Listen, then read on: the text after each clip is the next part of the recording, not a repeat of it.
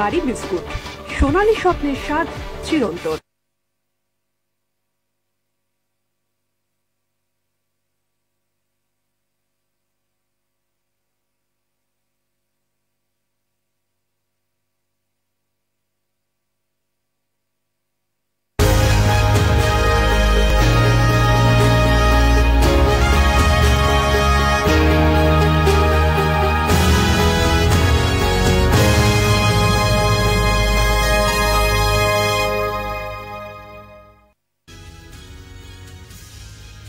নমস্কার, পোস্টে আপনাদের সবাইকে স্বাগত। শুরু করছি আজকের বিশেষ অনুষ্ঠান। আপনাদের সঙ্গে রয়েছে আমি সুপ্রিয়।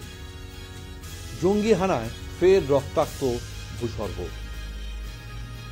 বেছে বেছে হিন্দু পর্যটকদের নিশানায় আজ প্রায় ২৬ জন পর্যটকের মৃত্যু হয়েছে, তার মধ্যে বাংলার ৩ জন। সারা দেশ থেকে কাশ্মীর এমন একটি জায়গা যেখানে সবাই জানে এই গরমে একটু বেড়াতে যান।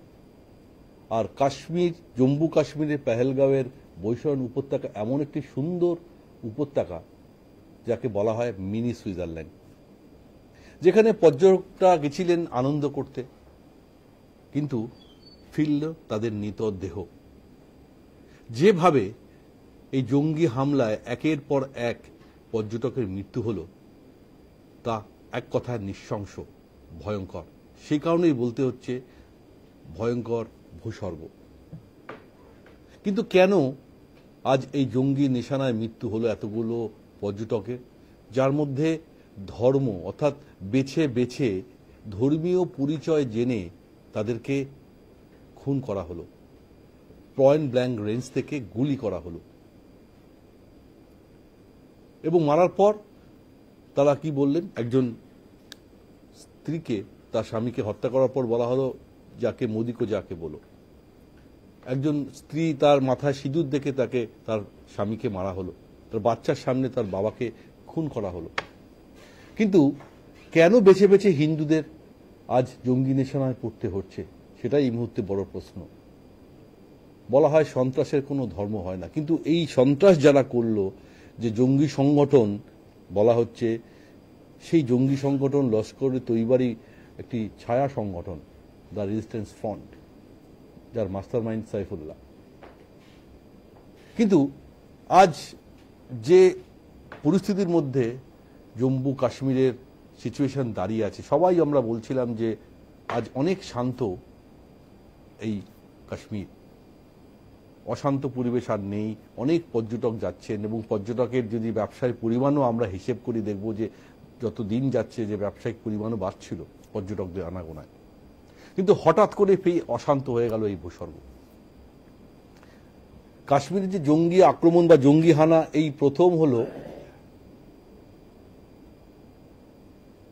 হ্যাঁ, এই মুহূর্তে সরাসরি আমরা বিদেশ মন্ত্রকের সাংবাদিক বৈঠক শুরু হয়েছে। আমরা জানি যে প্রধানমন্ত্রী জেড্ডা থেকে আজকে দিল্লিতে ফিরেছেন, 3 সামরিক প্রধানদের নিয়ে উচ্চ পর্যায়ের বৈঠক করেছেন, যেখানে স্বরাষ্ট্রমন্ত্রী রয়েছেন, অজিত ডোভাল রয়েছেন, প্রতিরক্ষা মন্ত্রী রয়েছেন, এবং সেই বৈঠকে অনেক আলোচনা হয়েছে যে যারা এই জঙ্গি নাশকতামূলক কাজ করেছে তাদের বিরুদ্ধে ভারত যোগ্য জবাব দেবে, এবং তারই বৈঠক চলছিল। এই মুহূর্তে সরাসরি আমরা নজর রাখব সেই সাংবাদিক বৈঠকে।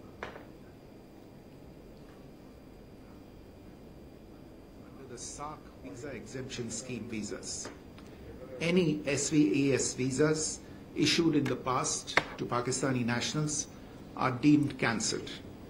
Any Pakistani national currently in India under SVES visa has 48 hours to leave India. 4. The defense, military, naval and air advisors in the Pakistani High Commission in New Delhi are declared persona non grata. They have a week to leave India. India will be withdrawing its own defense, navy and air advisors from the Indian High Commission in Islamabad. These posts in the respective High Commissions are deemed annulled. 5 support staff of the service advisors will also be withdrawn from both High Commissions. 5. The overall strength of the High Commissions will be brought down to 30 from the present 55 through further reductions to be effected by 1st May 2025. The CCS reviewed the overall security situation and directed all forces to maintain high vigil. It resolved that the perpetrators of this attack will be brought to justice and their sponsors held to account. As with the recent extradition of Tahabur Rana, India will be unrelenting in the pursuit of those who have committed acts of terror or conspired to make them possible. Thank you very much. Thank you, ladies and gentlemen. With that, we come to the closure of this press briefing. Thank you very much. আমরা শুনছিলাম বিদেশ মন্ত্রকের তরফ থেকে সাংবাদিক বৈঠক, যেখানে খুব স্পষ্টভাবে জানিয়ে দেওয়া হলো পাকিস্তানের সঙ্গে সমস্ত কূটনৈতিক সম্পর্ক ছিন্ন করলো ভারত এবং ইসলামাবাদ থেকে রাষ্ট্রদূত প্রত্যাহার করে নেওয়া হলো। সমস্ত ভারত সীমান্ত বন্ধ করে দেওয়া হলো এবং যারা এই মুহূর্তে পাকিস্তানের কোনো আদিবাসী রয়েছেন, বাসিন্দারা এসেছেন বা যারা বেড়াতে এসছেন, তাদেরকেও দ্রুত তাদের দেশে ফিরে যেতে বলা হয়েছে এবং এরপর হয়তো আরো অনেক কিছু ঘটবে। কারণ আমি বলছি, এই মুহূর্তে যে উচ্চ পর্যায়ের বৈঠক হয়েছে সেখানে ডিফেন্স মিনিস্ট্রির সমস্ত আধিকারিকরা রয়েছেন, স্বরাষ্ট্রমন্ত্রী রয়েছেন এবং এবং এবং জলচুক্তি যে বন্টন ছিল সেটাও কিন্তু ইতিমধ্যেই সেই চুক্তি বাতিল করে দেওয়া হলো। সিন্ধু জল চুক্তি সেটাও বাতিল করা হলো। আমরা আসবো আমাদের আলোচনায়, তবে তার আগে আলাপ করে দেবো আমাদের সঙ্গে যারা উপস্থিত অতিথি রয়েছেন তাদের সঙ্গে। আমার একদম ডান দিকে রয়েছেন তৃণমূল কংগ্রেসের তরফ থেকে সমর্থক দেবব্রত রায়। দেবব্রত, আপনাকে স্বাগত। আমার সঙ্গে রয়েছেন প্রাক্তন সেনাকর্তা, বিআইএসএফ এর ডিআইজি ছিলেন একসময় এসকে মিত্র সাহেব, আপনাকেও স্বাগত। আমার সঙ্গে রয়েছেন বিজেপির তরফ থেকে মুখপাত্র ডক্টর তন্ময় মুখার্জি, তন্ময়দা আপনাকেও স্বাগত। বাইরে থেকে রয়েছেন আইআরের অধ্যাপক রাজকুমার কোঠারি, রাজকুমারদা আপনাকেও স্বাগত। আমি অনুষ্ঠানে শুরু করব, তার আগে আজকে আমাদের টকিং পয়েন্টটা একবার আমরা ঝালিয়ে নেব। আজকের আমরা যে পয়েন্টে আমরা আলোচনা করব, পর্যটকদের ওপর নৃশংস হামলা, পাক যোগের একাধিক প্রমাণ, জবাবের প্রস্তুতি ভারতের, হামলায় নিহত রাজ্যের 3 পর্যটক, হিন্দুদের ওপর হামলায় উজ্জ্বল পেহেলগাঁওয়ের আদিল একজন কাশ্মীরি যুবক, আরো তীব্র সাম্প্রদায়িক বিভাজন। আমরা আলোচনা শুরু করব আমি এসকে মিত্র সাহেবকে দিয়ে। তার দীর্ঘদিনের অভিজ্ঞতা, জম্মু অ্যান্ড কাশ্মীরে তিনি দীর্ঘদিন কাজ করেছেন, ডিআইজি ছিলেন বিএসএফ এর।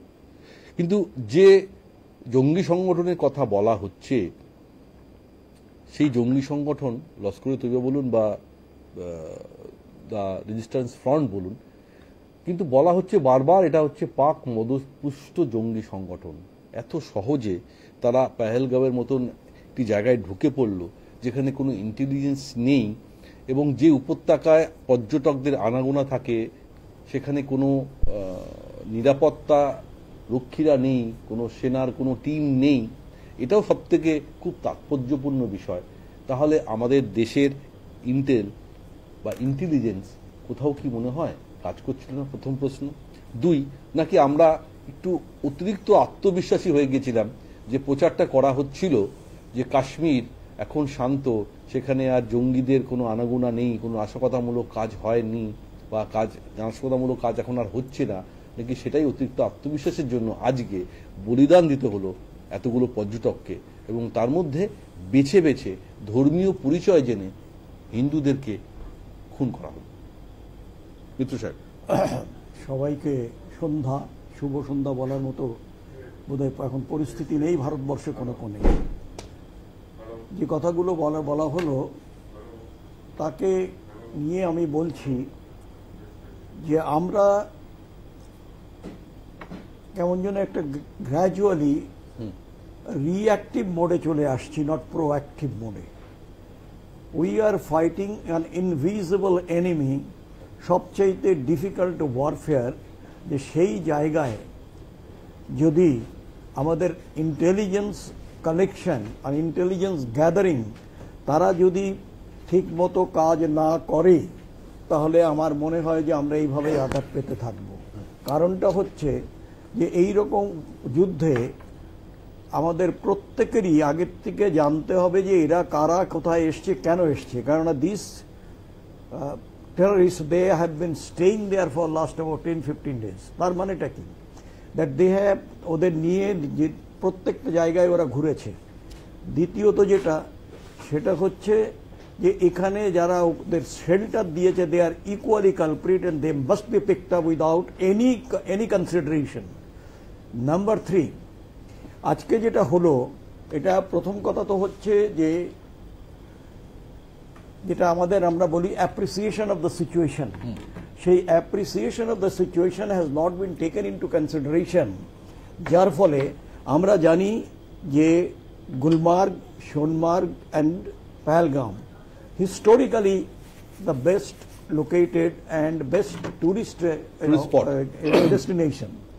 এখন সেই জায়গাটায় এইগুলো আমরা তো ওদের হাতে মুঠে তুলে দিলাম সবকিছু যে যা করার, কারণ আজকের এইটুকু অন্তত কাশ্মীর পুলিশ কিংবা ওখানে যারা ডিপ্লয়েড রয়েছে তাদের জানা উচিত যে এই জায়গাটায় কোনো না কোনো সময় তারা দেখছে, তারা সার্ভে করছে, তারা কিন্তু বসে ছিল না, কেন they have brought enough dry fruits তাদের যে খাওয়ার জন্যে, তার সঙ্গে মেডিসিন ছিল সেটাও নিয়ে এসছে, প্রত্যেকটা জিনিস। It means it's a very well trend and well prepared terrorist group.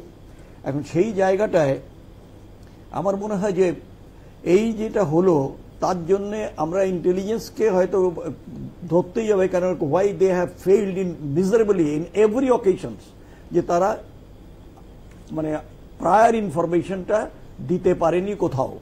কিন্তু এখানে যারা স্টেক হোল্ডার আমাদের, যেমন ওখানে রয়েছে পুলিশ, ওখানে রয়েছে স্টেট আইবি, ওখানে রয়েছে প্রবাবলি আইবি, সেন্ট্রাল আইবি, ওখানে রয়েছে পেট্রোলিং করার জন্য যাদের রাখা হয়েছে, হয়তো আর্মিরও একটা ডিটাচমেন্ট কাছাকাছি থাকার কথা, অবশ্যই আর্মি ক্যাম্পও ছিল, সেটাই বলছি আমি। সুতরাং having been so many resources and so many train people, কি করে ওরা এইভাবে করে গেল সেটা কিন্তু একটা, যারা এখানে স্টেক হোল্ডাররা যারা ফেল করেছে তাদের they should be, I mean the government should be merciless to take action against them. এখন যেটা হচ্ছে, আমি যেটা মনে করি যে this is the right time if you want to take any action. কারণটা কি, যে at the moment international community তারা কিন্তু অত্যন্তভাবে তারা ইন্ডিয়ার ফেভারে। সুতরাং এই যদি মিটিং করতে করতে, আলোচনা করতে করতে তার মধ্যে যদি হয়ে যায়, তাহলে কিন্তু দেখা যাবে যে দে আর প্রিপেয়ার্ড, এবং তাদের যারা মেন্টর তারাও কিন্তু এই ইন্টারন্যাশনাল কমিউনিটিতে তারা ইয়ে করতে। একটা জিনিস আমি খুব কনসপিকুয়াসলি আমার কাছে লাগে যে আমরা এই যেমন উত্থান হলো বাংলাদেশে, সেই সময় কিন্তু আমাদের যারা neighbouring state Nepal and say Bhutan, they remained absolutely mum, silent. এটা নাম্বার 2। আজকের এই ঘটনায় এখনো পর্যন্ত আমি জানি না চায়না কোনো কমেন্ট দিয়েছে, প্রতিক্রিয়া আসেনি, এখনো আসেনি, কিন্তু পুটিন দিয়েছেন। এখানে ভান্সে ছিলেন অলরেডিতে, সেখান থেকেও দেওয়া হয়েছে। Even the Maldives also they have given that they are siding. সুতরাং এই যে জায়গাটা ওয়েন এটা যখন গরম রয়েছে সেই সময়, সোজা কথা হচ্ছে যে আমার দেশে এসে যারা এইভাবে আমাদের ধর্মের নামে আমাদের মানুষদের হত্যা করেছে নির্বিচারে, তাদের কোনো অধিকার নেই বেঁচে থাকার, প্রথম কথা। দ্বিতীয়ত সেই বেঁচে না থাকা, সেইটাকে এখন বলা হচ্ছে যে আমরা এদেরই ধরবো না, আমরা এদের পারপিট্রেটরদের ধরবো, যে হলো পিছে কার্টেনের পেছনে যারা কাজগুলো করছে। পরিষ্কার তো বাক মদস্পুষ্ট জঙ্গি সংগঠন, সেটাই বলছি না। কিন্তু এর যেটা নেগেটিভ এফেক্টটা, সেটা কয়েকদিনের মধ্যে বুঝতে আরম্ভ করবে। দেয়ার উইল বি মাস আপসার্চ যদি ইয়ে হয়। কাশ্মীরের economy it is on tourist based, এবং এই যেটা ঘটনাটা ঘটেছে সেই ঘটনার পরিপ্রেক্ষিতে কজন ট্যুরিস্ট আর এরপরে যে কতদিনের মধ্যে যাবেন কি যাবেন না, সেটা একটা সন্দেহ প্রশ্ন, এবং না যাওয়াই উচিত আপাতত এইখানটায়। নাম্বার 3 যেটা রয়েছে, যে আমাদের এখানে আর কিছুদিনের মধ্যেই অমরনাথ যাত্রা, এবং সেই অমরনাথ যাত্রা হওয়ার আগেই রক্ত ঝরল। অমরনাথ যাত্রা শুরু হওয়ার আগেই এই রক্ত, এটা কারণ এই যেটা আমার অমরনাথ যাত্রায়, কারণ আমি দুবার আমার কাছে দায়িত্ব ছিল যখন ডিআইজি বারামুলা, যে সিকিউরিটি অ্যারেঞ্জমেন্টটা দেখার জন্য। God's blessing and my colleagues with me, যে সেখানে কিন্তু আমরা চেষ্টা করেছিলাম ফুলপ্রুফটা কথার কথা তো হয় না, যাতে করে কোনো রকম যারা যাচ্ছেন তাদের যেন কোনো অসুবিধা না হয়। এখন যে জায়গাটায় করা হয়েছে পেহেলগাঁও, চন্দনবাড়ি হয়ে যেতে হবে সেখানে। আর যদি বালটাল দিয়ে হতো তাহলে অন্য কথা ছিল। এখন এই চন্দনবাড়ি থেকে যাওয়া মানে কি, একটা মানুষের মনে একটা ধারণা ছিল যে আমাদের দেখার লোক আছে এখানে, আস্তে আস্তে বয়স্ক লোকেরা যেতেন। এই ঘোড়া যারা এই 6টা মাস তারা কিন্তু সারা বছরের জন্য এই ঘোড়ারা, এই বকরওয়াল হোক কিংবা তোমার যারাই হোক না কেন, এরা আজকের দিনে খেতে পাবে না, কারণ যদি টুরিস্টই না আসে তাহলে ওদের কে খাওয়াবে? এই জায়গাগুলো আমার মনে হয় যে এখন নিশ্চয়ই যারা আমাদের রাষ্ট্র চালাচ্ছেন তারা করছেন আলোচনা, but it should not take unnecessary delay. আপনাকে এই মুহূর্তে আমাদের প্রতিরক্ষা মন্ত্রী রাজনাথ সিং এর যে বক্তব্য আমাদের কাছে এসছে সাংবাদিক সম্মেলন তিনি যখন করেছেন, তিনি বলছেন যে কিছুক্ষণের মধ্যেই ভারত একটা যোগ্য জবাব দেবে। ভারত এই সন্ত্রাসবাদের যারা যারা করেছেন তাদেরকে যোগ্য জবাব দেবে, এবং এই উচ্চ পর্যায়ের বৈঠক হওয়ার পরেই এই প্রতিক্রিয়া এসছে প্রতিরক্ষা মন্ত্রী রাজনাথ সিং এর। আমরা শুনবো ঠিক কি বলেছেন।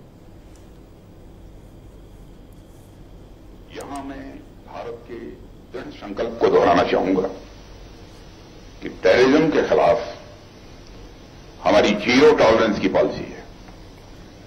भारत का एक एक नागरिक इस कायरतापूर्ण हरकत के खिलाफ एकजुट है।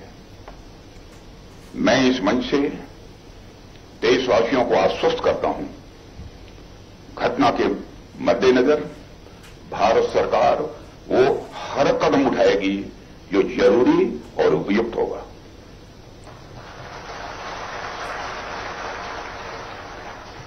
और हम सिर्फ उन लोगों तक नहीं पहुंचेंगे जिन्होंने इस घटना को अंजाम दिया है, हम उन तक भी पहुंचेंगे जिन्होंने पर्दे के पीछे बैठकर हिंदुस्तान की सरजमी पर ऐसी नापाक हरकतों की साजिशें रची हैं। भारत एक इतनी पुरानी सभ्यता और इतना बड़ा देश है जिसको ऐसे किसी भी आतंकी गतिविधियों से किसी भी सूरत में डराया नहीं जा सकता। ऐसी हरकतों का जिम्मेदार और इसके जिम्मेदार लोगों को आने वाले कुछ ही समय में जोरदार तरीके से नजर आएगा। मैं देशवासियों को आश्वस्त करना चाहता हूं। কোথাও কি তাহলে মনে হচ্ছে যে আরো একটা সার্জিক্যাল স্ট্রাইকের দিকে এগোচ্ছে ভারত? কারণ আমরা যদি একটু রিকল করি তাহলে জানি যে 2016 সালে উরিতে ঘটনার পর একটা সার্জিক্যাল স্ট্রাইক হয়েছিল, 2019-এ পুলওয়ামা ঘটনার পর বালাকোটে এয়ার স্ট্রাইক হয়েছিল, আর এবারে এই পেহেলগাঁওতে জঙ্গি আক্রমণে জঙ্গি নিশানায় এতগুলো পর্যটক মারার পর ভারতের আজকের যে সিদ্ধান্ত, অর্থাৎ কোথাও না কোথাও গোটা দেশবাসী চাইছে ভারত প্রত্যাঘাত করুক এবং প্রতিশোধ নিক। যাই না মিত্র সাহেব, আপনার কাছে এটাই জানতে চাইবো যে সেই সময়টা কি একবার এসে গেছে? আপনিও সেটা বলার চেষ্টা করছিলেন। এটা অন আছে তো? হ্যাঁ, আচ্ছা আচ্ছা। না, আমার কথা হচ্ছে যে hit the iron when it is hot. এখন আমাদের ফেভারে যারা রয়েছেন, রাশিয়ার থেকে তারপরে ইসরায়েল পর্যন্ত বলেছে যে উই আর উইথ ইন্ডিয়ানস। তো সেই জায়গাটা যদি আমাদের কোনো ইয়ে হতে হয়, এই জায়গাটা আবার আমাকে বলতে হচ্ছে বাধ্য হয়ে যে আমাদের এটা নতুন কোনো নয়, টেররিস্টরা আমাদের আঘাত করেছে। This invisible enemies have already taken away many lives. সুতরাং এই ধরনের যদি সূচনা হয় তাহলে why the plan A, plan B, plan C is not created so that এটাকে রিটালিয়েট করতে হয় আমাকে যেন 1 ঘন্টা থেকে 2 ঘন্টার মধ্যে আমার troops and equipments and the logistics should be ready in places. If it is a long warfare, that is a different thing. But এই যে স্ট্রাইকিং যেটা বলা হয় যে সার্জিক্যাল স্ট্রাইক, আমি এই ব্যাপারে কোনো মন্তব্য করতে চাই না, বিকজ ইজ এ মিসনোমার। যাই হোক, তো সেই জায়গাটায় আমার মনে হয় যে এখন থেকে যদি আমরা একটু ইনার্শিয়া একটু ঝাড়া দেই এবং কমপ্লাসেন্সির থেকে বাইরে বেরিয়ে আসতে পারি, আমার মনে হয় যে এখনো পর্যন্ত আমাদের যা করার সেটা আমরা করে উঠতে পারিনি। প্রথমেই তো হবে যে ইন্টেলিজেন্স এজেন্সিটাকে আপনারা আবার ভালো করে দেখুন যে তাদের আউটপুট কি, why their performance is not being audited. যে তোমাকে এখানে রাখা হয়েছে, কোটি কোটি টাকা তাদের পেছনে আমরা খরচ করছি, অথচ সেই জায়গাটায় যদি তুমি এই খবরগুলো যদি আগে না দিতে পারো তাহলে তোমার ইন্টেলিজেন্স নেটওয়ার্কটা কোথায় গেল? ঠিক, অবশ্যই এটা নিয়ে তো প্রশ্ন থাকবেই। আমরা আবার আসবো এই বিষয় নিয়ে আলোচনা করতে হবে। কিছুক্ষণ আগে বিদেশ মন্ত্রকের তরফ থেকে যে সাংবাদিক সম্মেলন করা হলো বা সাংবাদিক বৈঠক করা হলো, সেখানে একটা কথাই বলা হলো, সন্ত্রাসবাদের জিরো টলারেন্স ভারতের। বন্ধ হচ্ছে ওয়াগা আটারি সীমান্ত, সিন্ধু জল সমঝোতা বাতিল ঘোষণা করা হলো, ইসলামাবাদ থেকে রাষ্ট্রদূত প্রত্যাহার করা হলো, ভারতের হাই কমিশনও বন্ধ হয়ে গেল পাকিস্তানে। পাক নাগরিকদের ভিসা নয়, পাক হাই কমিশন থেকে 5 কর্মীকে সরালো দিল্লি, পাক নাগরিকদের ভারত ছাড়ার নির্দেশ 48 ঘন্টার মধ্যে। আরও গুরুত্বপূর্ণ, আগামীকাল একটা সর্বদল বৈঠক হবে, সেই বৈঠক ডাকতে পারে কেন্দ্র। সেখানে পেহেলগাঁও হামলা নিয়ে সর্বদল বৈঠক হবে, নেতৃত্ব দেবেন প্রতিরক্ষা মন্ত্রী রাজনাথ সিং। আমি রাজকুমার কোটারি সাহেবের কাছে যাবো। রাজকুমার দা, আমি এটাই জানতে চাইছি যে সমস্ত কূটনৈতিক সম্পর্ক ভারত বন্ধ করার ঘোষণা ইতিমধ্যেই করে দিল, এবং যেভাবে বারবার পাক মদতপুষ্ট জঙ্গি সংগঠনগুলো ভারতে, বিশেষ করে কাশ্মীর, জম্মু কাশ্মীরে যে জঙ্গি হামলা করেন এবং বারবার নিরীহ মানুষের প্রাণ চলে যায়, আজ এতগুলো পর্যটকের প্রাণ চলে গেল, সত্যি কি একটা সময় এসছে পাকিস্তানকে একটা বদলা বা প্রতিশোধ বা প্রত্যাঘাত করা ভারতের? সেটা সার্জিক্যাল স্ট্রাইক হোক বা সমস্ত কূটনৈতিক সম্পর্ক বন্ধ হোক, কিভাবে দেখছেন রাজকুমার দা? নমস্কার। যে ঘটনাটা গতকালকে ঘটেছে এটা খুবই দুর্ভাগ্যজনক এবং খুব আনএক্সপেক্টেড ওয়েতে ঘটেছে বলে আমি মনে করছি। কারণ হচ্ছে আমাদের গত কয়েক বছর ধরে জম্মু এবং কাশ্মীরের যে পরিস্থিতি ক্রমশ স্বাভাবিক হওয়ার দিকে এগোচ্ছিল, এবং সেখান থেকে স্বাভাবিক হওয়ার ফলে সেখানে ট্যুরিজম ইন্ডাস্ট্রির একটা ভালো দিক, ভালো পথ খুঁজে পেয়েছিল, ইকোনমি সেখানে রিভাইভ করবার একটা পথ খুঁজে পেয়েছিল, এবং সেখানে মানুষজনের আনাগোনা এবং সেখানকার লোকাল যারা মানুষ রয়েছে তারা তাদের যে জীবিকা, দৈনন্দিন জীবিকা ট্যুরিজমের উপরে নির্ভর করে তাদের যে চলে, সেটা অনেকটাই স্বাভাবিক হয়ে এসেছিল। এই মতো অবস্থায় যে ঘটনাটা গতকালকে ঘটলো সেটা খুবই দুর্ভাগ্যজনক, এবং ভারতকে শুধু সমুচিত জবাব দিতে হবে, সমুচিত জবাব দিয়েই যে ক্ষান্ত থাকতে হবে তা কিন্তু নয়। এই ঘটনা যাতে ভবিষ্যতে না ঘটে, এবং আমরা অতীতে যে সার্জিক্যাল স্ট্রাইকের কথা বলা হয়েছে এবং আমাদের মাননীয় প্রধানমন্ত্রীজি যে বিভিন্ন সময় ঘুষকে মারেঙ্গে যে স্লোগান দিয়েছিলেন এবং যেটাকে বাস্তবে কার্যকর করতে করেছেন, তা সেই আরেকবার সেই সময়টা এসেছে নতুন করে যে জঙ্গি ঘাঁটিগুলোকে পাকিস্তানের মধ্যে ঢুকে যাতে ইমিডিয়েটলি ধ্বংস করে দেওয়া যায়, এবং শুধু ধ্বংস নির্মূল করে দেওয়া যায় এটা হচ্ছে এক। দুই হচ্ছে যে ভবিষ্যতে যাতে এই জঙ্গি ঘাঁটিগুলো সেখানে গড়ে উঠতে না পারে তার জন্য একটা কনস্ট্যান্ট ভিজিল্যান্সের ব্যবস্থা করা। তিন নম্বর হচ্ছে যে ইন্টেলিজেন্স ফেলিওরের যে কথাবার্তা উঠেছে, এটা খুবই স্বাভাবিক যে এত বড় একটা ঘটনা ঘটলো অথচ ইন্টেলিজেন্স দিক থেকে আমরা কোনো খবর পেলাম না। সুতরাং আমাদের ইন্টেলিজেন্স এজেন্সিকে ঢেলে সাজাতে হবে, দরকার হলে সেখানকার কর্মীদের, আধিকারিকদের রিপ্লেস করে নতুন করে তাদেরকে ট্রেনিং এর ব্যবস্থা করতে হবে, যাতে করে আমরা ইন্টেলিজেন্সটাকে রিভাইভ করতে পারি এবং সমস্ত খবরাখবর ঠিক মতন পেতে পারি। চতুর্থ বিষয় হচ্ছে পাকিস্তানের সঙ্গে দ্বিপাক্ষিক সম্পর্ক একটা টানাপোড়েনের মধ্যে দিয়ে চলে আসছে এবং সেই টানাপোড়েনটা চলতেই থাকবে। এবং আজকে যে ভারত সরকার সিদ্ধান্ত নিল খুব যুক্তিসঙ্গতভাবে যে সেখানে হাই কমিশনটাকে বন্ধ করে দেওয়া এবং তাদের কর্মীর সংখ্যাটাকে একেবারে ন্যূনতম একটা জায়গায় নিয়ে আসা, কিন্তু আমি মনে করি যে শুধু এর মধ্যে দিয়ে আমরা টেরোরিজমের যে না, যেটা সিন্ধু জল সমঝোতা যেটা বাতিল করা হলো, জল চুক্তি প্রকল্প যেটা বাতিল করা হলো, এটা তো একটা বড় ধাক্কা পাকিস্তানের জন্য। না, অবশ্যই সিন্ধু জল চুক্তি যেটা 1960-এর দশকে ভারতের সঙ্গে পাকিস্তান স্বাক্ষর করেছিল সেটা একটা বাতিল হলো, পাকিস্তানের ক্ষেত্রে ধাক্কা। কিন্তু দেখুন বর্তমানে সামগ্রিক যা পরিস্থিতি তাতে পাকিস্তান কিন্তু এই সমস্ত বিষয়গুলোকে বেশি গুরুত্ব দিচ্ছে না, তাদের কাছে উগ্রপন্থাকে মদত দেওয়াটাই একটা প্রাইমারি জায়গা হয়ে দাঁড়িয়েছে। তারা যদি সত্যি অর্থনৈতিক ব্যাপারে, সত্যি সিন্ধুর জল বন্টনের ব্যাপারে এবং দ্বিপাক্ষিক সম্পর্কের ব্যাপারে উদ্বিগ্ন বা চিন্তিত হতেন, তাহলে আজকে এই সন্ত্রাসবাদী কার্যকলাপ বা ঘটনা আমরা চোখে দেখতাম না। সুতরাং সব মিলিয়ে সিন্ধু নদীর জল বন্টন তো একটা গুরুত্বপূর্ণ বিষয়, সেখানে পাকিস্তান ব্যাপকভাবে ক্ষতিগ্রস্ত হবে, কিন্তু সেটা দিয়েও যে পাকিস্তানকে জব্দ করা যাবে তা নয়। আমি যেটা বলতে চাইছি সেটা হচ্ছে যে আমাদের ইন্টেলিজেন্স এজেন্সিটাকে, যেটাকে আমি বললাম যে রিভাইভ করা, এবং ইন্টারনাল যে সিকিউরিটি রয়েছে সেখানেও কোথাও ল্যাপস রয়েছে সেই বিষয়টাকেও মাথায় রাখা, এবং তার সঙ্গে সঙ্গে ইন্টারনালি কোনো স্যাবোটেজ করার চেষ্টা হয়েছে কিনা। আমরা সবসময় বিদেশিদেরই, পাকিস্তানের জঙ্গিদেরকেই দোষী সাব্যস্ত করছি, এটা ঠিক, কিন্তু তার পাশাপাশি সেই জঙ্গিরা কিভাবে এরকম একটা জায়গায় যেখানে ট্যুরিজমের একটা হটস্পট হয়ে দাঁড়িয়েছে বর্তমানে পহেলগাঁওয়ের মতো জায়গা, সেখানে ইন্টারনাল স্যাবোটেজ, মানে আমি বলতে চাইছি যে ভারতবর্ষের মধ্যে থেকে কেউ এই জঙ্গিদেরকে সাপোর্ট দিয়েছে কিনা, তথ্য সরবরাহ করেছে কিনা, সেই বিষয়টাকেও আমাদেরকে মাথায় রাখতে হবে।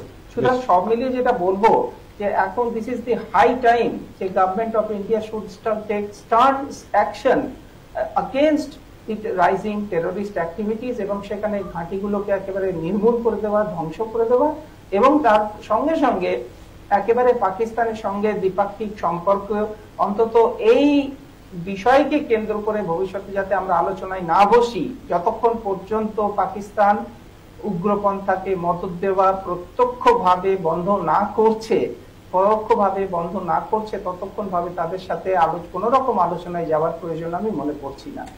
সব মিলিয়ে অফেন্সিভ রিয়ালিজমই হচ্ছে একমাত্র পথ আমাদের ভারতবর্ষকে নিরাপদ এবং সিকিউর করে তোলবার জন্য। বেশ বেশ, তবে এটা ঠিক যে আজকে যে ভারতের যে সিদ্ধান্ত বিদেশ মন্ত্রকের তরফ থেকে জানানো হলো জলসিন্ধু যে চুক্তি বাতিল করে দেওয়া, সে কারণে একটা জিনিস খুব পরিষ্কার যে সিন্ধু, বিতস্তা আর চন্দ্রভাগা জলের উপর বেশিরভাগ পাক নাগরিকদের জীবন জীবিকা চলে। যেটুকু আমাদের কাছে তথ্য আসছে যে পাকিস্তান জনসাধারণের প্রায় 90% কৃষিকাজের উপর নির্ভরশীল ছিল এই জল প্রকল্পের উপরে বা চুক্তির উপরে। জানি না পরবর্তীকালে এই ধাক্কা কতটা সামলাতে পারবে, কিন্তু তারপরেও কি এই জঙ্গিদের আশ্রয় দেওয়া, প্রশ্রয় দেওয়া পাকিস্তানের বন্ধ হবে, বা জঙ্গি ঘাঁটিগুলোকে যেভাবে তারা সাপোর্ট করে সেটা কিভাবে বন্ধ হবে, সেই প্রশ্ন আমরা আসবো। তবে তারা ছোট্ট একটা বিজ্ঞাপন বিরতি নিব। আমাদের অন্যান্য অতিথিরাও এসে গেছেন, ইতিমধ্যে কংগ্রেসের মুখপাত্র শক্তিদাও এসে গেছেন। শক্তিদা, আপনাকে স্বাগত। আমরা যাবো শক্তিদার কাছে, ছোট্ট একটা বিজ্ঞাপন বিরতি, ফিরছি সঙ্গে থাকুন।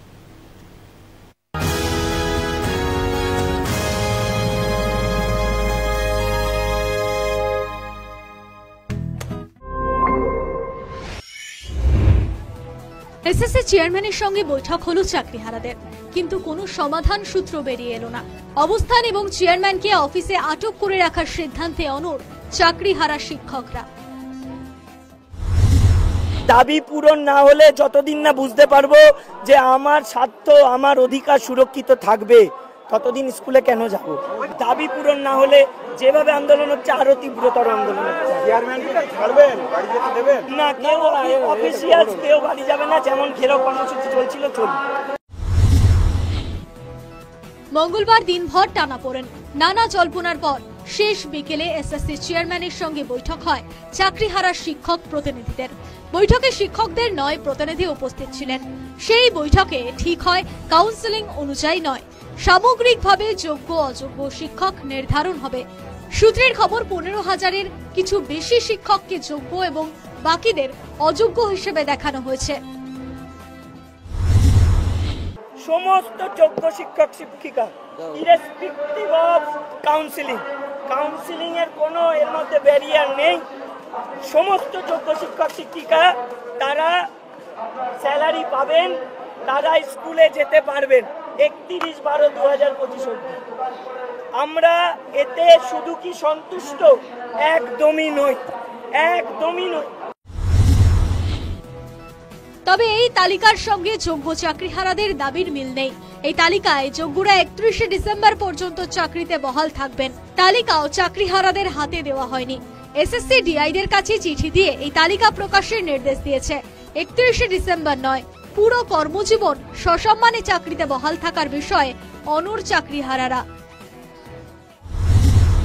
তার আন্দোলন ছাড়ছি না, ছাড়বো না।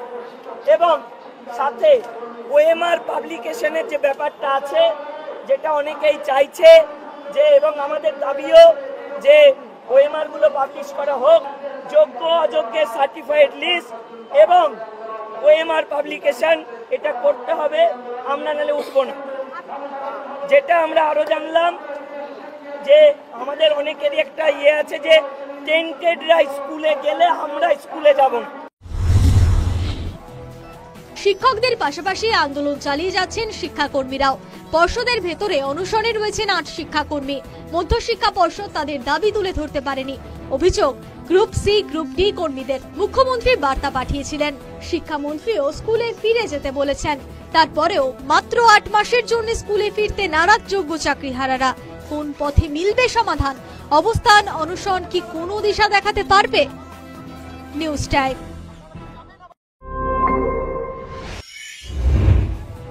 এসএসসি চেয়ারম্যানের সঙ্গে বৈঠক হলো চাকরিহারাদের, কিন্তু কোনো সমাধান সূত্র বেরিয়ে এলো না। অবস্থান এবং চেয়ারম্যানকে অফিসে আটক করে রাখার সিদ্ধান্তে অনড় চাকরিহারা শিক্ষকরা। দাবি পূরণ না হলে যতদিন না বুঝতে পারবো যে আমার স্বার্থ, আমার অধিকার সুরক্ষিত থাকবে, ততদিন স্কুলে কেন যাব? দাবি পূরণ না হলে যেভাবে আন্দোলন হচ্ছে আরো তীব্রতর আন্দোলন হচ্ছে। না, কেউ অফিসিয়াল কেউ বাড়ি যাবে না, যেমন ঘেরাও কর্মসূচি চলছিল চলবে। মঙ্গলবার দিনভর টানাপোড়েন, নানা জল্পনার পর শেষ বিকেলে এসএসসি চেয়ারম্যানের সঙ্গে বৈঠক হয় চাকরিহারা শিক্ষক প্রতিনিধিদের। বৈঠকে শিক্ষকদের 9 প্রতিনিধি উপস্থিত ছিলেন। সেই বৈঠকে ঠিক হয় কাউন্সেলিং অনুযায়ী নয়, সামগ্রিকভাবে যোগ্য অযোগ্য শিক্ষক নির্ধারণ হবে। সূত্রের খবর, 15,000-এর কিছু বেশি শিক্ষককে যোগ্য এবং বাকিদের অযোগ্য হিসেবে দেখানো হয়েছে।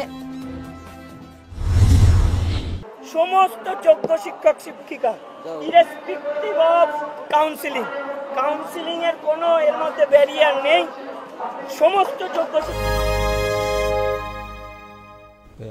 ফিরে এলাম বিজ্ঞাপন বিরতির পর। আমরা যে আলোচনা আজকে করছি, ভয়ঙ্কর নৃশংসতার থেকেও, মানে কোন ভাষায় বর্বরচিত এই জঙ্গি হামলাকে আমরা বলবো, যেখানে এতগুলো সাধারণ মানুষের প্রাণ চলে গেল এবং সেখানে ধর্মীয় পরিচয় জেনে আজ 26 জন পর্যটককে নৃশংসভাবে খুন করলো এই জঙ্গি সংগঠন। তার মধ্যে বাংলার 3। আমি জানি না যারা আনন্দ করতে গিয়েছিল, বেড়াতে গিয়েছিল, তাদের নিথর দেহ আজকে বাড়ি ফিরছে। তার মধ্যে আমাদের জানি আমাদের পাটুলি বৈষ্ণব ভাতা বিতান অধিকারী, বেহালার সমীর গুহ, পুরুলিয়ার মনীষ নিরঞ্জন, তাদের সবার বডি ইতিমধ্যেই কলকাতা বিমানবন্দরে আসার চেষ্টা হচ্ছে, হয়তো ইতিমধ্যে এসেও গিয়েছে তাদের বডি এবং তাদের পরিজনের কাছে পৌঁছে যাবে। কিন্তু কেন বারবার এই জঙ্গি নিশানায় এই আমাদের ভূস্বর্গ পড়বে বা সেখানকার সাধারণ মানুষ বারবার এর জন্য তাদের যে কোনো কারণেই হোক অসুবিধার মধ্যে পড়বে? এবং 370 রোধ হওয়ার পর 2019 সালে বলা হয়েছিল ধীরে ধীরে শান্তি ফিরছে, জঙ্গি সংগঠনগুলো ধীরে ধীরে ওখান থেকে মুছে যাচ্ছে। কিন্তু তার মধ্যেই আজকে দেখলাম হঠাৎ করে এত বড় একটা জঙ্গি হামলা, যে হামলা গোটা ভারতকে নাড়িয়ে দিয়েছে, গোটা বিশ্বজুড়ে নিন্দার ঝড়। আমি তন্ময়দা আপনার কাছে জানতে চাইব, তন্ময়দা, ভারত সরকার অবভিয়াসলি অনেকগুলো সার্জিক্যাল স্ট্রাইক করেছে, পাকিস্তানকে যোগ্য জবাব দিয়েছে, কিন্তু তারপরেও কিন্তু এই জঙ্গি হানা থামেনি। কিছু না কিছু ভাবে তারা কিন্তু ক্রমাগত ভারতকে ডিস্টার্ব করছে, সেটা কাশ্মীর হোক বা অন্য কোনো জায়গায় হোক ভারতবর্ষে। আজকের এই ঘটনা কিন্তু চোখে আরেকবার আঙুল দিয়ে দিল, দেখিয়ে দিল যে আমাদের ইন্টেলিজেন্স কিভাবে ফেলিওর হয়। সুপ্রিয়, এটা হচ্ছে খুব একটা মর্মান্তিক বেদনাদায়ক ঘটনা যেটা ঘটেছে কাশ্মীরে। নিহতদের পরিবারকে আমি সমবেদনা জানাই এবং আহতরা আমি কামনা করি তারা খুব দ্রুত সুস্থ হয়ে উঠুক। এটা হচ্ছে, দেখুন, আমরা সবসময় আলোচনা করছি ইন্টেলিজেন্স ফেলিওর হয়ে থাকতে পারে, সিকিউরিটি ল্যাপস হয়ে থাকতে পারে, একটা কমপ্লাসেন্সি এসে গেছিল, কাশ্মীর বোধহয় অনেকটা নর্মাল অবস্থায় ফিরে গিয়েছে, সেখানে আর কিছু হবে না। তো সেইগুলো তদন্তে আসবে যে কারা কারা এর মধ্যে আছে, এবং প্রধানমন্ত্রী ঘটনার পরেই বলেছেন যে কারোকে ছাড়া হবে না। কিন্তু আমি আপনাকে বলছি, আমার নিজে এরকম দেখেছি তো অনেক। ধরুন 9/11 আমেরিকায় টুইন টাওয়ার বোম্বিং এর পরে সবাই একই কথা বলেছিল যে আমেরিকান ইন্টেলিজেন্স ফেলিওর হয়েছে, এবং তখন আমি ইংল্যান্ডে ছিলাম। তো ইংল্যান্ডে তখন কি হতো, সমস্ত ইউরোপিয়ান কান্ট্রি খুব অ্যালার্ট থাকতো, যে আমাদের এখানে যেন আবার কিছু না হয়।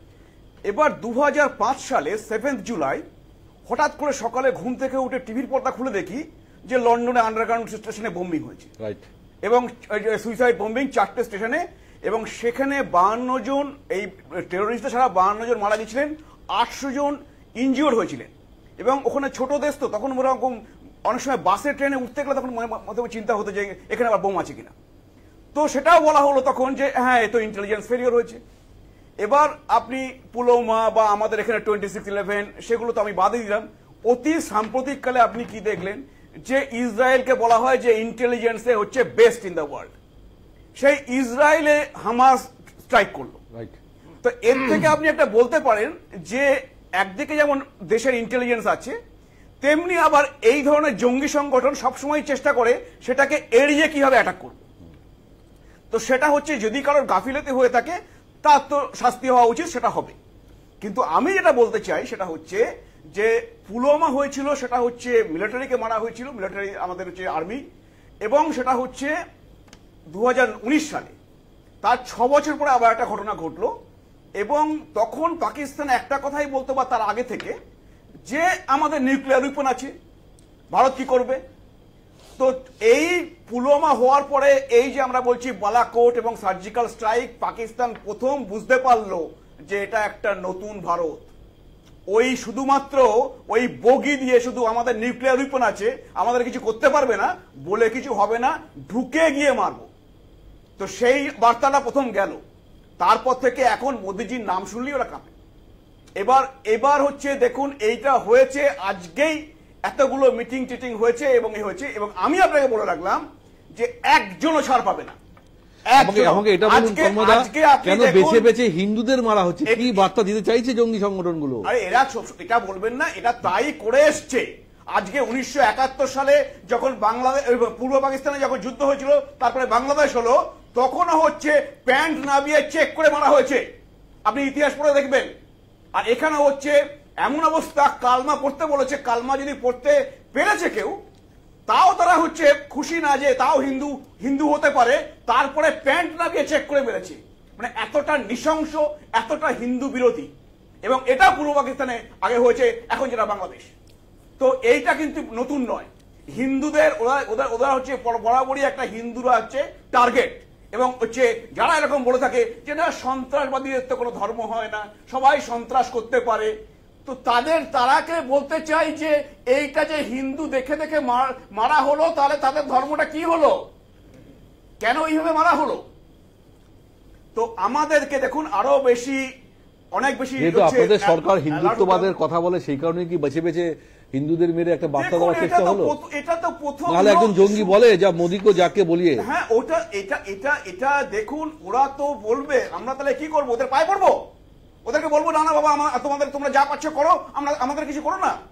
সেটা তো আরো উল্টো হবে। আজকে কি 26/11 হয়নি? তখন কি মোদি ছিল? 2008 সালে যখন 26/11 হলো, আজকে হচ্ছে মুম্বাইতে এসে ওই রকম ভাবে মারলো আমাদেরকে, তখন কি মোদি ছিলেন? তারপরে হয়তো বার্তাটা যায়নি, কারণ আর্মির অনেকে বলেছেন যে আমরা রেডি ছিলাম, কিন্তু সরকার তখন ইউপিএ সরকার ছিল, সেই আদেশটা আমাদের কাছে আসেনি, আমরা কিছু করতে পারিনি। আজকে মোদি সরকার সেই আমেরিকা থেকে সেই রানাকে টেনে আনছে, এখন সেই ইন্ডিয়ান জেলে। আজকে হচ্ছে 2008, এটা 2025, 17 বছর পরে তবু ছাড়ায়নি, তবু সেই রয়েছে যে ওকে ওখান থেকে নিয়ে আসবো, নিয়ে এসে এখন ইন্ডিয়ান জেলে রয়েছে।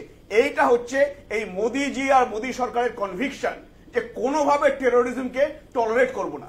আর আমি আপনাকে বলে দিচ্ছি যে এই যেটা হয়েছে এর যোগ্য জবাব খুব শীঘ্রই পাবে, এবং পাকিস্তানও পাবে। পাকিস্তান থেকে যদি তারা টেরর পাঠিয়ে থাকে, যেটা শোনা যাচ্ছে, আর ওই টেররিস্ট এবং তাদের যারা পেছনে আছে সবার হচ্ছে যোগ্য শাস্তি পাবে, এবং সেটা হচ্ছে আমরা দেবো না, আমরা সময়ের জন্য অপেক্ষা করতে হবে। বেশ, দেবব্রতদা, আজকে মুখ্যমন্ত্রী মমতা বন্দ্যোপাধ্যায় অবশ্যই আজকের এই ঘটনার নিন্দা করেছেন, কিন্তু পাশাপাশি তিনি সবসময় যেটা বলেন যে এই সরকার, বর্তমান কেন্দ্রীয় সরকার নিয়ে বারবার তিনি প্রশ্ন তোলেন, এবং আজকে যখন এই ধরনের ঘটনা ঘটলো এবং বাংলা 3 জন পর্যটক মারা গেল, যারা শুধুমাত্র বেড়ানোর জন্য আজকে কাশ্মীরে গিয়েছিলেন, আজকে তাদের প্রিয়জনদের নিথর দেহ আজকে কলকাতায় ফিরছে, কতটা মর্মান্তিক, কতটা নৃশংসতা। কিন্তু আমি এটাই বলতে চাইছি যে কেন্দ্রীয় সরকার আজকে এত কিছু কাশ্মীরের জন্য করেছে, আদৌ কি সেই কাশ্মীর শান্ত? আজকের এই ঘটনার পর তো আমরা কখনো বলতে পারি না সে কথা। সত্যি এই দুঃখজনক দিনেই অনুষ্ঠান করতে হবে। আমরা হারিয়েছি আমাদের সহনাগরিকদের, আমাদের কলকাতারও 3 জনকে আমরা হারিয়েছি পশ্চিমবঙ্গের। কিন্তু এই যে বললেন না তন্ময়বাবু নতুন ভারত, কিন্তু একটা জিনিস কিন্তু এড়িয়ে গেলেন, পাকিস্তানের থেকে আক্রান্ত হলো ভারত, পাকিস্তানের জঙ্গি সংগঠন দ্বারা ভারত আক্রান্ত হলো। একটা ব্যর্থতার জায়গা তো আমাদের রয়েছে। স্বাধীনতার পর থেকে দেবু কি বলছো তুমি? একটু হিস্ট্রিটা জানো। আক্রান্ত ভারত বলুন, লস্করি তৈবা ভারত আক্রমণ করেছে, আমরা নিরীহ। বলুন বলুন, আমাকে 2 সেকেন্ড টাইম দাও। 1947 সালে দেশ স্বাধীন হওয়ার পরেই সেপ্টেম্বর মাসে ওই কাশ্মীরকে অ্যাটাক করেছিল পাকিস্তান। শুনুন, আমরা নতুন ভারতে যে চৌকিদারের পাহারা দিতে আছি আমরা, সেখানে আমরা দেখলাম একটা জঙ্গি সংগঠন যা তাদের ফান্ডিং করে, একটা গালফ কান্ট্রি দ্বারা ফান্ডিং করে, এবং যে গালফ কান্ট্রিতে কয়েকদিন আগে মাননীয় মোদীজিও গেছিলেন, এবং দেখতে পেলাম পাকিস্তানের যারা ফান্ডিং করে সেই তস্করি তৈবা তারা আক্রমণ করলো, তারা এসে নির্বিচারে এলো। নিশ্চয়ই ওনার কথা কিছুক্ষণের জন্য আমি হয়তো অন্ধভক্ত হয়ে গেলাম, তাদের ধর্ম পরিচয় ইত্যাদি তাদের পরিচয় জানতে চাইলো। এতটা সময় তারা ব্যয় করলো, এবং সেখানে আমরা জানি দিল্লির মতো কাশ্মীরও সেখানে কেন্দ্রীয় বাহিনীর পুলিশ দ্বারা এবং কেন্দ্রীয় বাহিনী দ্বারা সেখানে আইন প্রশাসন নিয়ন্ত্রণ হয়। তারা অতক্ষণ সময় ধরে করলো, তারা তার আগেও এসে নিশ্চয়ই রেকি করেছিল, এসে দেখে গেছিল অতটা পথ এলওসি থেকে এতটা ডিস্টেন্স তারা এলো করে নির্বিধায় বেরিয়ে গেল। একটা জঙ্গিকে আমরা দেখতে পেলাম না। আর মুতোর জবাব কি জবাব দিতে হবে? 4টে কাক মারবো আর 2টো পাইন গাছ ফেলবো। লজ্জা করা উচিত এদের। সেখানে গিয়ে তন্ময় বাবুরা বলেন নতুন ভারত দেখিয়ে দেবো, করে দেবো। আরে ফেরত কি দেবেন? যে মানুষগুলো ফেরত দিতে পারবেন? সেই মানুষগুলোর প্রাণ আপনারা ফিরিয়ে দিতে পারবেন? নিজেদের ব্যর্থতার দায় স্বীকার করুন। এই বারে বারে বলেন না পদত্যাগ দাবি, এক দফা এক দাবি। আমরা বলছি আমরা নিরাপত্তা চাই। আমরা এই পশ্চিম ভারতবর্ষের মানুষ নিরাপত্তা চাই। নিরাপত্তা আমরা দিতে পারবো। আপনারা নিরাপত্তা দিন। কবে নিরাপত্তা দেবেন ভারতবর্ষের মানুষকে? বেশ না, দেবব্রত তার বক্তব্যটাও খুব লজিক্যাল। অবশ্যই নিরাপত্তা ফিরিয়ে দিতে পারবে এই মানুষগুলোকে। 2 জন বিদেশি মারা গেছে, ফিরিয়ে দিতে পারবে? কি বার্তা যাচ্ছে? কি বার্তা যাচ্ছে? ধর্মের কি হবে?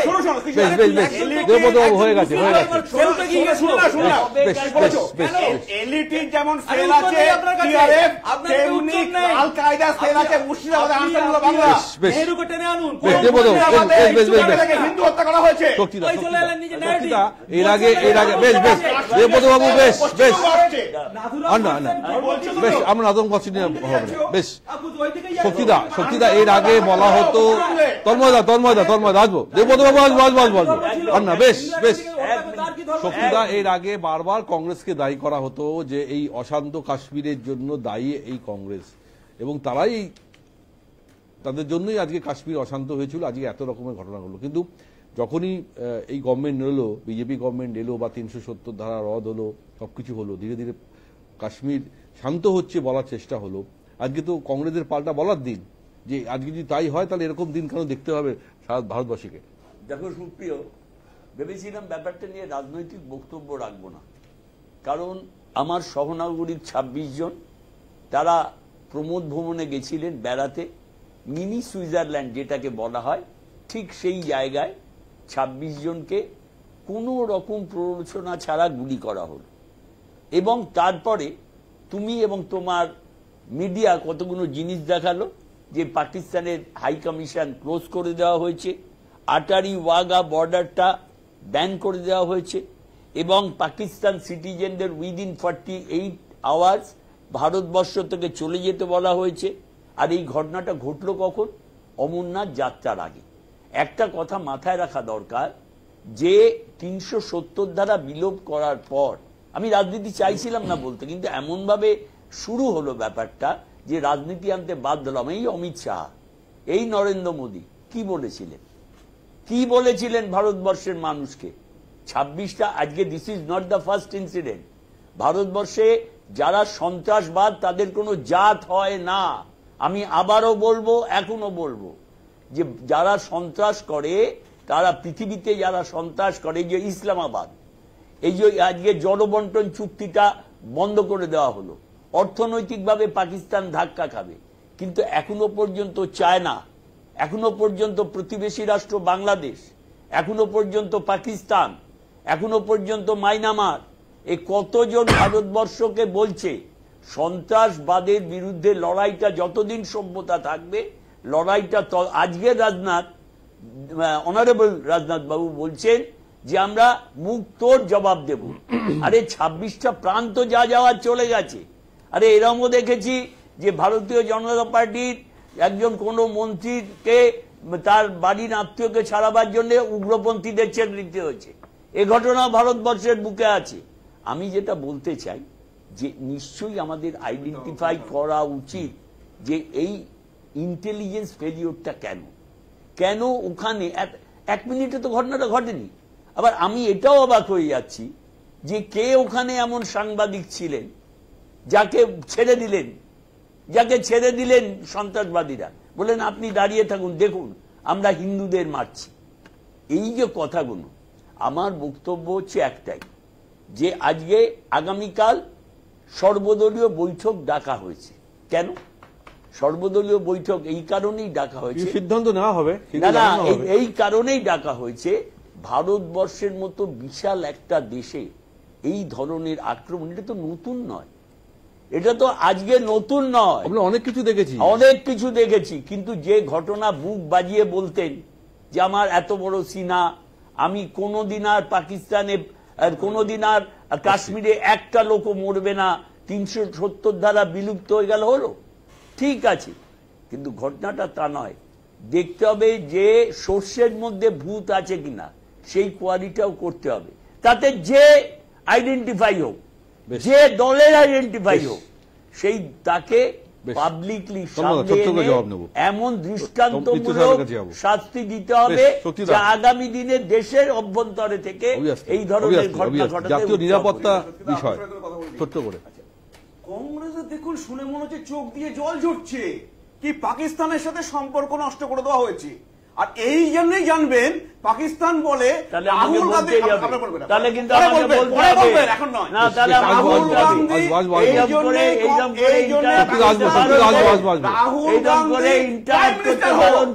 চায় রাহুল গান্ধীকে প্রধানমন্ত্রী। আরে রাহুল গান্ধী প্রধানমন্ত্রী হবে কি না হবে আপনার উপর হবে না, আরে আপনার কথায় হবে না, আপনার কথায় হবে না রাহুল গান্ধী। দেখুন আমরা রাজনৈতিক, আমরা বেশি রাজনৈতিক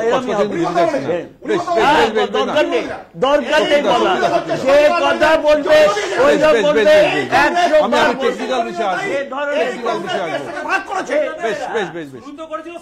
আমি টেকনিক্যাল বিষয়ে আসবো। শক্তিদা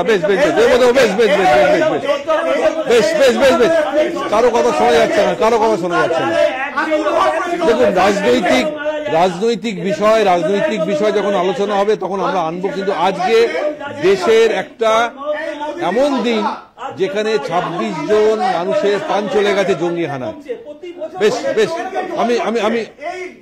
আমি মৃত্যু সাহেবের কাছে যাবো। শক্তিদা আমি মৃত্যু সাহেবের কাছে আসবো।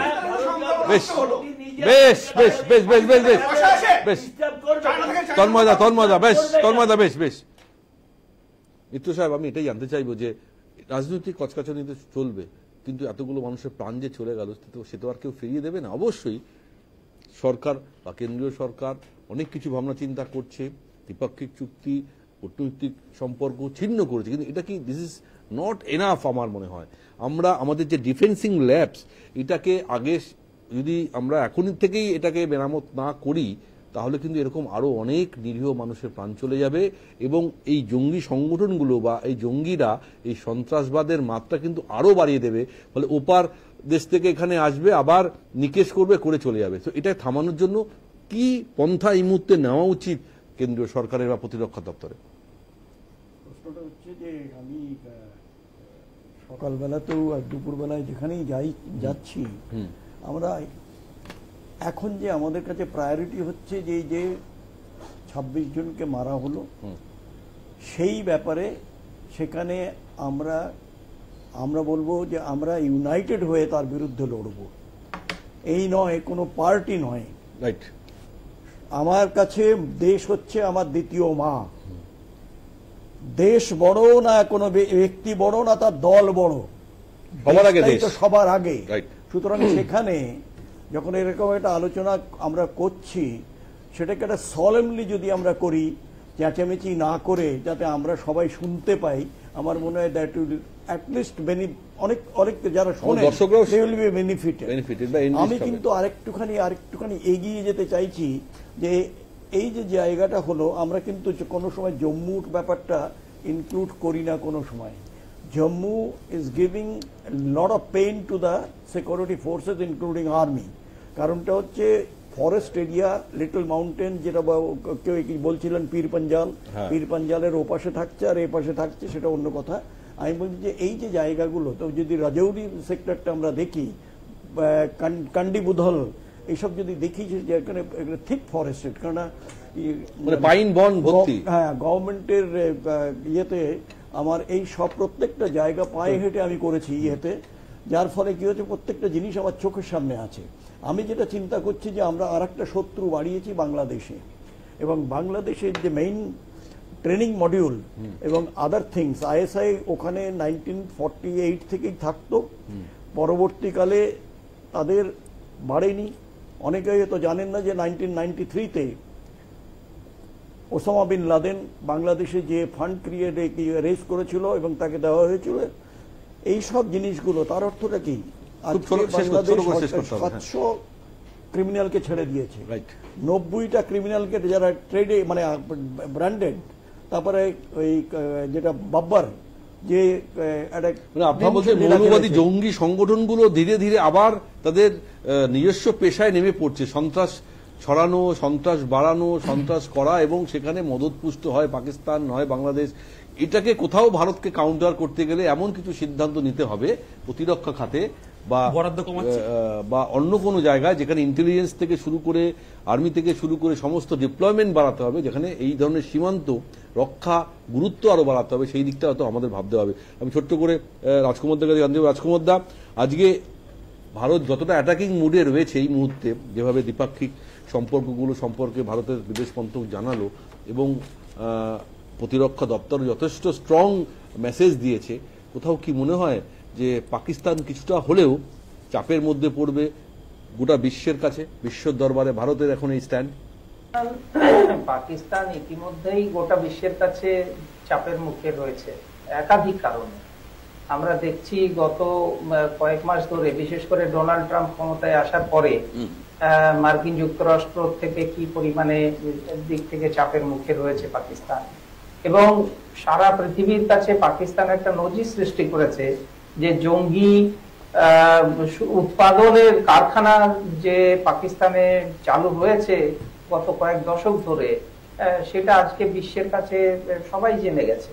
সুতরাং পাকিস্তান চাপের মুখে ছিল, আছে এবং আগামী দিনেও থাকবে। কিন্তু তাতে কি পাকিস্তান উচিত শিক্ষা পাচ্ছে? এটা হচ্ছে আমার ফান্ডামেন্টাল কোয়েশ্চেন, যে পাকিস্তানকে কি আমরা যোগ্য শিক্ষা দিতে পারছি? এখনো আমার মনে হয় পাকিস্তানকে আমরা সেই শিক্ষাটা দিতে পারি। তার কারণ হচ্ছে যে যদি আমরা পাকিস্তানকে সঠিক শিক্ষাই দিতে পারতাম, তাহলে আজকে এই জঙ্গিদেরকে মদত দিয়ে এই নাশকতামূলক কার্যকলাপের সঙ্গে পাকিস্তান যুক্ত থাকতো না। আর 2 নম্বর হচ্ছে যে পাকিস্তানের অর্থনৈতিক অবস্থাটা দেখুন, সামগ্রিকভাবে একেবারে বিপর্যস্ত অর্থনৈতিক অবস্থা। তারপরও পাকিস্তান নিজের অর্থনৈতিক অবস্থাকে রিভাইভ না করে এই পুরনো তাদের যে লাইন অফ অ্যাকশন, যে একেবারে সেই জঙ্গি কার্যকলাপ এবং নাশকতামূলক কার্যকলাপকে প্রমোট করা এবং ভারত বিদ্বেষী কার্যকলাপকে বেশি করে প্রমোট করা, এবং সেটা চালিয়েই তাদের সেখানে অভ্যন্তরীণ রাজনীতি কিন্তু টিকে রয়েছে। সুতরাং পাকিস্তানের ইন্টারনাল পলিটিক্স এর একটা বড় ইকুয়েশন হয়ে দাঁড়িয়েছে ভারত বিরোধী, কে কত বেশি ভারত বিরোধিতার কথা বলে পাকিস্তানের ক্ষমতায় টিকে থাকতে পারে। বেশ বেশ বেশ, আমাদের সময় একদম শেষ, আমাদের অনুষ্ঠান একদম শেষ করতে হবে। তবে এটা বলতে পারি যে এই ভূস্বর্গে ভয়ঙ্কর জঙ্গি হানার পর অনেক প্রশ্ন আজ সাধারণ মানুষের মনে ঘুরছে, যে কিভাবে যারা আজ বেড়াতে যাচ্ছেন তাদের নিরাপত্তা কোথায়, কেন ইন্টেলিজেন্স ফেলিওর হলো, কেন ভারত তাদের পাল্টা জবাব, প্রতিশোধ বা প্রত্যাঘাত কত দ্রুত করতে পারবে, সমস্ত রাজনৈতিক দলগুলো কি প্রতিক্রিয়া দেবে, আগামীকাল সর্বদল বৈঠক, সেখানে কি সিদ্ধান্ত হবে। অবভিয়াসলি যে কূটনৈতিক সম্পর্ক বা দ্বিপাক্ষিক সম্পর্ক পাকিস্তানের সঙ্গে ছিন্ন করার পরেও পাকিস্তানকে আমরা কতটা চাপে ফেলতে পারব। তো এইসব প্রশ্ন অবশ্যই আমাদের আলোচনা করার অনেকগুলো বিষয় রয়েছে, সেটা হয়তো সময় আজকে অতটা পেলাম না আমরা, আগামী দিন হয়তো আজকে আবার আমরা আলোচনা করব। তবে আজকের এই ঘটনা এতটাই মর্মান্তিক, এতটাই নৃশংস, যে জঙ্গি আক্রমণে বা জঙ্গি হানায় আজকে এতগুলো মানুষের প্রাণ চলে গেল, তা কখনোই কাম্য নয়। আমরা আজকে অনুষ্ঠান এখানে শেষ করছি। সমস্ত অনেক অনেক ধন্যবাদ অনুষ্ঠান থাকার জন্য। আপনারা দেখতে পাবেন news time, any time, all the time.